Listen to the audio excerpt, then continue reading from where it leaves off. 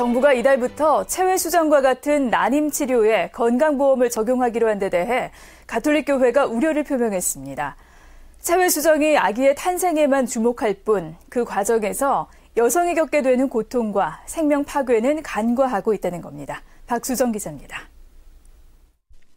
아기를 낳고 싶어도 낳지 못하는 난임 환자는 2007년 17만 8천 명에서 지난해에는 22만 1,000명으로 꾸준히 증가하고 있습니다. 보건복지부는 저출산 문제를 해결하기 위한 방안의 하나로 이달부터 모든 난임 치료에 건강보험을 적용하기로 했습니다. 적용 대상은 만 44세 이하 기혼 여성으로 체외수정은 최대 7번까지, 인공수정은 최대 3번까지 적용됩니다. 체외수정이나 인공수정의 성공률이 대략 30% 수준임을 감안하면 이번 건보 적용으로 신생아 수가 최소 3만 명 이상 더 늘어날 것으로 정부는 예상하고 있습니다.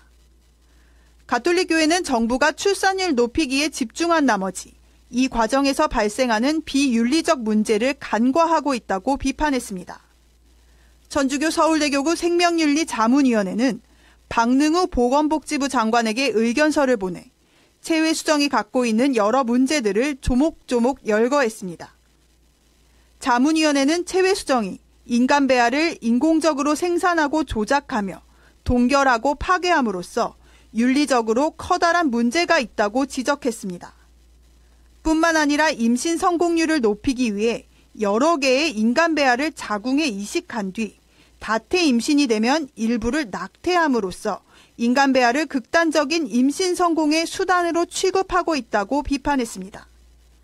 사실상 이 시술은 성공적인 결과, 즉 아기의 탄생만을 주목하고 있고 이 과정에서 여성이 감수해야 하는 신체적 정신적 고통과 인간 배아의 파괴라는 수많은 죽음이 동반되는 상황에 대해서는 간과하고 있다는 겁니다. 따라서 이 같은 시술을 건강보험으로 지원한다는 것은 국가가 생명 경시와 인간의 수단화 등 죽음의 문화를 조장하는 것이라고 주장했습니다. 자문위는 따라서 이러한 방식의 난임 치료에 대한 건강보험 적용을 제고하고 대신 나프로 임신법과 같은 자연출산법을 육성해야 한다고 강조했습니다. 자문위는 다만 현실적으로 체외수정을 금지하기 어렵다는 점을 감안해 시술 과정에서 여성의 자궁에 이식하는 배아의 수를 3개 미만으로 제한하는 방안을 제시했습니다. 이 밖에 임신된 태아 중 일부를 선택해 낙태하는 선택적 유산은 윤리적으로 심각한 문제가 있는 만큼 선택적 유산이라는 용어를 정책의 문구로 사용하는 것을 반대한다고 덧붙였습니다. CPBC 박수정입니다.